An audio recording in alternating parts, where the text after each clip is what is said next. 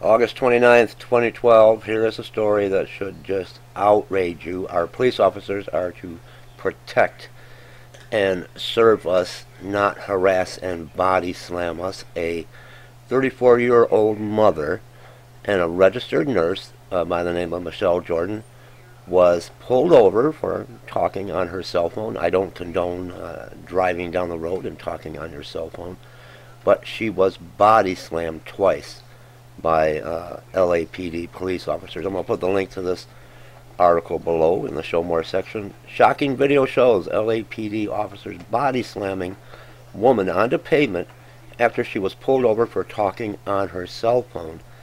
And the second time she was body slammed to the concrete, to the asphalt. She was in handcuffs.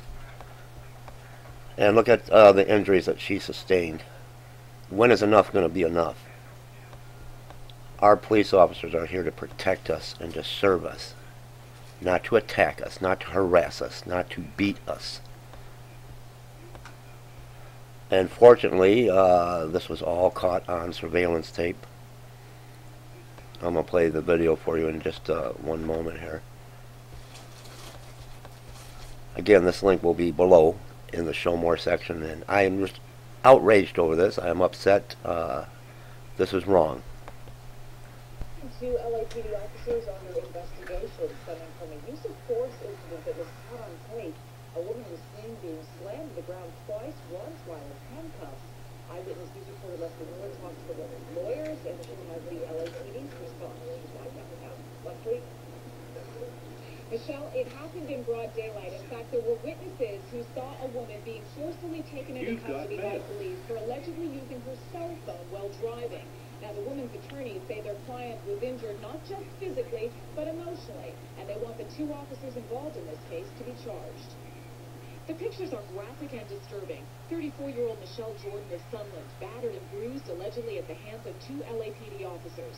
The married mother of one who works as a registered nurse was pulled over last Tuesday on Foothill Boulevard and Saluda Street for a cell phone violation. She drove into this Del Taco parking lot, and what happened next was captured on the restaurant's surveillance camera. Watch as Jordan gets out of her vehicle. Moments later, she is slammed to the pavement and handcuffed. The officers pick her up, put her against the patrol car, and pat her down.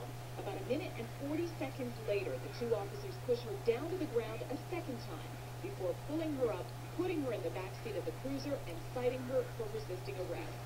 We have a defenseless woman in a sundress, two fully armed police officers with training in various restraining devices that they could have used, and instead they used nothing but brute force.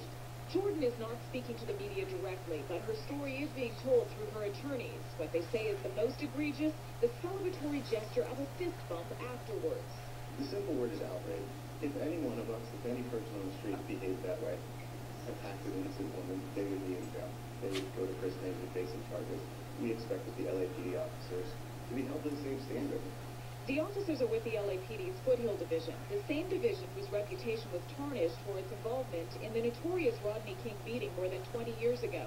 One of the officers involved in this alleged use of force incident is a 22-year veteran. The other is a probationary officer with only 10 months on the job.